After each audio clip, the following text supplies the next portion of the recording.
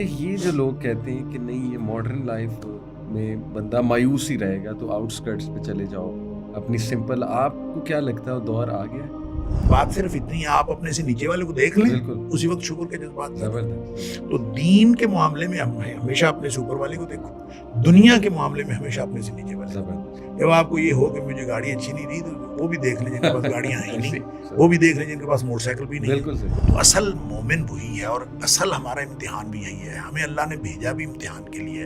امتحان مختلف حالات میں مختلف ہوتا چلا جاتا ہے، صحیح، اور جہاں امتحان مشکل ہو جائے نا، یہ قانون ہے شریعت کا، جہاں امتحان مشکل ہو جائے وہاں اجر بڑھ جاتا ہے۔ سبحان جب مشکلات بڑھ جائیں اللہ، تو وہ مشکلات بڑھ جانے کا دور اصل میں صبر کے مواقع کا دور ہے۔ صحیح، اس لیے آپ نے فرمایا ان من ورائکم ایام الصبر، کہ میرے بعد تمہارے بعد ایک دور آنے والا ہے جو صبر کا دور ہے، ڈٹ جانے کا۔ بالکل ٹھیک۔ شیخ کچھ لوگ یہاں تک بھی بات کرنے لگے ہیں، اب میں کچھ لوگ کو یہ کہتے سنا ہے کہ یہ دور جو ماڈرن لائف ہے یہ ایک ہم دجالی سویلائزیشن اور دجالی تہذیب کا حصہ ہیں، تو کہتے ہیں کہ اس میں جو ہے نا وہ بچنا اب ممکن رہا ہی نہیں ہے، اور شاید وہ دور آنے والا جو پہاڑوں کی طرف جانا، اور پہاڑوں سے مراد یہ لیتے ہیں کہ بالکل آؤٹسکرٹس میں چلے جاؤ اور آرگینک لائف اپنی گزارو، سمپل لائف اپنی رکھو، اور کم سے کم جو ہے نا یہ انٹریکشنز، جیسے میں آپ کو مثال دیتا ہوں، کل میں فیملی کے ساتھ ڈی ایچ اے آیا، یہ قریب ہی ہے، وہاں سے ایک ریسٹورینٹ میں ہم چلے گئے، میں ویسے اوائڈ کرتا ہوں لیکن بس فیملی کے ساتھ میں چلا گیا، 5-6 ہم لوگ تھے شیخ، وہاں ہر دوسری گاڑی لینڈ کروزر گزر رہی ہے، اور وہ آڈی، اور پھر وہ فارچونر، تو یقین کریں کہ میں افیکٹ ہوا، میں رات کو آیا، میں نے میزان بینک کی ویب سائٹ کھولی ہے میں نے دیکھا آج کل سبحان اللہ، لیز پہ کون سی گاڑی اچھی مل سکتی ہے سبحان اسلامک اللہ۔ لیز پہ، یقین کریں میں رات یہ ریسرچ کرتا رہا، اس کے بعد یہ ہے ماحول کا فرق۔ مجھے ایک دم احساس ہوا میں کیا کر رہا ہوں، ہاں، اللہ نے 2 گاڑیاں دی ہیں، اچھی چل رہی ہیں الحمدللہ، ٹھیک ہیں، آپ کو معلوم ہے تو کہ نبی اکرم صلی اللہ علیہ وسلم نے اس کا کیا علاج بتایا ہے؟ جی آپ نے فرمایا کہ دنیا کے معاملے میں اپنے سے نیچے والے کو دیکھو، سبحان بے شک، پھر شکر گزاری کے جذبات پیدا ہوں، صحیح، اور دین کے معاملے میں ہمیشہ اپنے سے اوپر والے کو دیکھو۔ اس سے جو ہے آپ میں یہ احساس کمتری پیدا ہوگا کہ یار میں تو دین کے معاملے میں بہت پیچھے ہوں، مجھے اور زیادہ کرنا چاہیے، اور جو قوت عمل کو تحریک ملے گی۔ لہٰذا اتنا شاندار نفسیاتی فارمولہ ہے بہترین، کہ آپ کو فوراً دیکھیں، شیخ سعدی کے بارے میں کہا جاتا ہے کہ ان کے پاؤں میں جوتا نہیں تھا، تو دل میں دل میں شکوہ آیا اللہ سے، پاؤں جلے نا جب تپتی ریت پہ، تو دل میں شکوہ آیا کہ یا اللہ جوتا ہی نہیں دیا، تو جوتا ہی تو دے دیتا، میں ننگے پاؤں جا رہا ہوں۔ تو آگے اللہ تعالیٰ نے ایک آدمی دکھایا جس کے پاؤں ہی نہیں تھے، جب وہ دیکھا تو پھر شکر پیدا ہوا کہ یا اللہ تیرا شکر ہے مجھے پاؤں تو دیے ہیں۔ تو اصل میں بات صرف اتنی ہے، آپ اپنے سے نیچے والے کو دیکھ لیں، اسی وقت شکر کے جذبات پیدا ہوں۔ تو دین کے معاملے میں ہمیشہ اپنے سے اوپر والے کو دیکھو، دنیا کے معاملے میں ہمیشہ اپنے سے نیچے والے کو۔ جب آپ کو یہ ہو کہ مجھے گاڑی اچھی نہیں دی تو وہ بھی دیکھ لیں جن کے پاس گاڑیاں ہیں ہی نہیں، وہ بھی دیکھ لیں جن کے پاس موٹر سائیکل بھی نہیں ہے، تو فوراً آپ کو اچھے جذبات پیدا ہوں گے، اچھے خیالات پیدا ہوں گے، اور شکر کے جذبات پیدا ہوں گے۔ تو شیخ یہ جو لوگ کہتے ہیں کہ نہیں یہ ماڈرن لائف میں بندہ مایوس ہی رہے گا تو آؤٹسکرٹس پہ چلے جاؤ اپنی سمپل، آپ کو کیا لگتا ہے وہ دور آ گیا ہے؟ دیکھیں بات اصل میں یہ ہے کہ جب دجال نکل آئے گا اور دجال ظاہر ہو جائے گا، اس کے بارے میں تو نبی کریم صلی اللہ علیہ وسلم نے واضح طور پر فرمایا کہ آپ اس سے دور جائیں، اس کی طرف جانے کی بجائے اس سے دور جائیں۔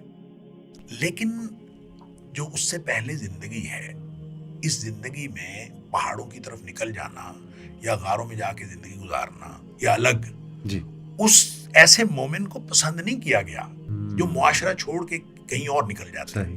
اصل میں ہم امتحان کے لیے پیدا ہوئے ہیں، اور امتحان کمرہ امتحان میں ہی ہونا ہے۔ اگر آپ کمرہ امتحان ہی چھوڑ دیں تو وہ امتحان کیسا؟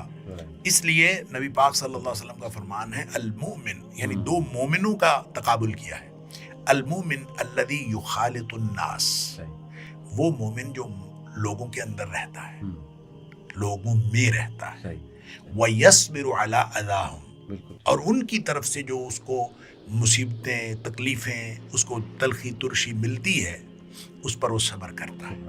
خیر من المومن الذی لا یخالط الناس ولا یصبر علی اذا. وہ اس مومن سے کہیں بہتر ہے جو لوگوں کے ساتھ انٹریکٹ کرتا ہی نہیں ہے اور اس کو اذیتیں ملتی نہیں ہیں اور وہ الگ بیٹھا ہے. تو اصل مومن وہی ہے. اور اصل ہمارا امتحان بھی یہی ہے. ہمیں اللہ نے بھیجا بھی امتحان کے لیے. امتحان مختلف حالات میں مختلف ہوتا چلا جاتا ہے. اور جہاں امتحان مشکل ہو جائے نا، یہ قانون ہے شریعت کا، جہاں امتحان مشکل ہو جائے وہاں اجر بڑھ جاتا ہے. سبحان.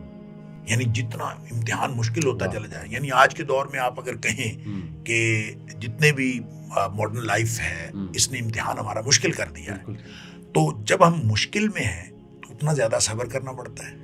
تو جب اتنا زیادہ صبر کرنا پڑتا ہے تو اتنا زیادہ اجر ملتا ہے. ایک حدیث میرے ذہن میں آئی کہ نبی کریم صلی اللہ علیہ وسلم نے صحابہ کرام بیٹھے تھے اور نبی کریم صلی اللہ علیہ وسلم نے فرمایا ان من ورائکم ایام الصبر. اے میرے صحابہ، تمہارے بعد ایک دور آنے والا ہے جو ہے ہی ڈٹنے کا دور، صبر کا دور. صبر کا معنی میں کرتا ہوں ڈٹنا. اصل میں صبر جب ہم اس کا لفظی معنی ہوتا ہے روکنا. اس چیز سے اپنے آپ کو، اس فطری رد عمل سے اپنے آپ کو روک لینا. اللہ اس کے رسول صلی اللہ علیہ وسلم کے حکم کی وجہ سے جو کسی بھی سچویشن میں فطری طور پر رد عمل پیدا ہوتا ہے اس کو صبر کہتے ہیں. یعنی خوشی کے موقع پر آپ کو جو دل چاہ رہا ہے اس کو حدود میں رکھنا صبر ہے. غم کے موقع پر جو آپ کو کیفیتیں ہو رہی ہیں اور حدود سے باہر نکلنے کو چاہ رہی اس کو اپنے اندر رکھنا یہ صبر ہے. حتیٰ کہ جب آپ کسی سے فوجیں آپس میں ٹکرا رہی ہیں تو بھاگ جانے کو دل کرتا ہے طاقتور فوج کو دیکھ کر، رک جانا، ٹکرا جانا صبر ہے ہر طرح. لہٰذا جب مشکلات بڑھ جائیں تو وہ مشکلات بڑھ جانے کا دور اصل میں صبر کے مواقع کا دور ہے. اس لیے آپ نے فرمایا ان من ورائکم ایام الصبر، کہ میرے بعد تمہارے بعد ایک دور آنے والا ہے جو صبر کا دور ہے، ڈٹ جانے والا. ساتھ آپ نے فرمایا صبر ہوگا بڑا مشکل. کتنا مشکل؟ آپ فرمایا کقبض علی الجمر، جیسے آگ کا انگارہ ہاتھ میں پکڑنا مشکل ہے. یعنی ہاتھ میں آگ کا انگارہ ہو تو آدمی کو چین آتا ہے بھلا. فرمایا اتنا مشکل ہوگا اس دور میں صبر کرنا. اور صبر سے مراد کیا ہے اسی حدیث کے اگلے الفاظ واضح کرتے ہیں. آپ نے فرمایا للعامل فیہن، اس دور میں جو عمل کرے گا، اس کا مطلب ہے نیکی پر عمل کرنے والا، دین پر عمل کرنے والا، یہی صبر کرنے والا ہے. فرمایا اس دور میں جب عمل کرنا اتنا مشکل ہو جائے گا، اس دور میں جو نیکی اور دین پر عمل کرے گا اجر 50، اس کے لیے 50 لوگوں جتنا اجر ہے. صحابی پوچھتا ہے، صحابہ بھی چھوڑتے نہیں تھے، ہر بات پوچھ کے چھوڑتے تھے.